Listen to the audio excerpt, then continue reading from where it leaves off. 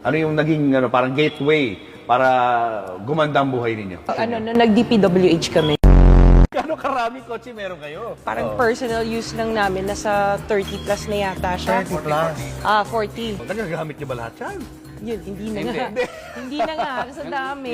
So, mostly American car siya. Sabi nila, white and black. Yung Lincoln Navigator siya. Black and white. Black and white? Yeah. GMC Denali. So, black and white version din siya. Walang ganito sa Philippines. Sa YouTube? Nasa Grand Wagoneer.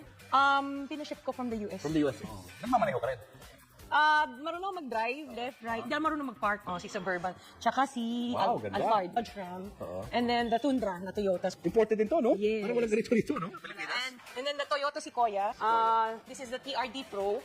So more sports, tapos ito yung capstone, yung high-end niya. X5, tsaka yung F8 na Jaguar. Jaguar naman to. Yeah. Altera. Ano na to, hindi na nag-reproduce to. So Mercedes-Benz yan, GLS. It's one of the S-Class series ng Benz. And then the Volvo XC90. Ito yung gusto ko na dati na unang bilhin. Nung nabili na namin siya, hindi ko na ginagamit. This is one of the most expensive purchases na kotse noon. Nabili namin. This is the autobiography Range Rover. Range Rover. The Evoque. Oo, gusto ko sana maliit lang. Tsaka yung kulay niya kasi gusto ko red. And then, Defender. Nakita ko to sa Dubai. Nakita ko sa magazine. Tapos sabi ko, gusto ko ng ganito. And then we have yung LM, yung Lexus. The higher end of Yes, the higher end of the Alphard. And of course, yung LC2.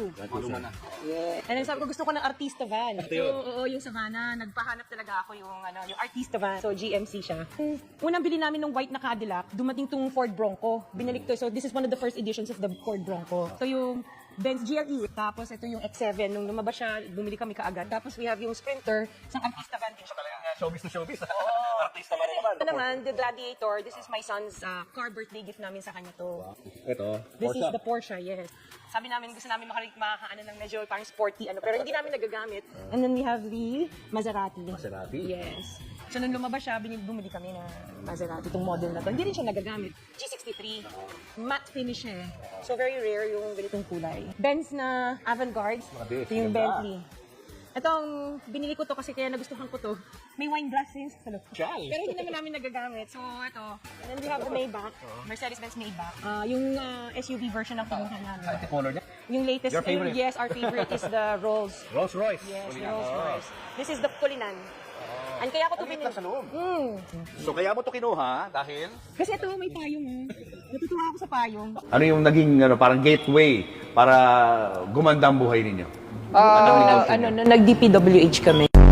Siyam pala na kumpanya ng mga diskayang nakasungkit umano ng bilyones na kontrata para sa flood control project. Sa pagsusuri ng Billionaire News Channel, aabot sa halos 31.6 billion pesos o mahigit 6% ang flood control projects na posibleng hawak ng pamilyang Diskaya sa buong bansa.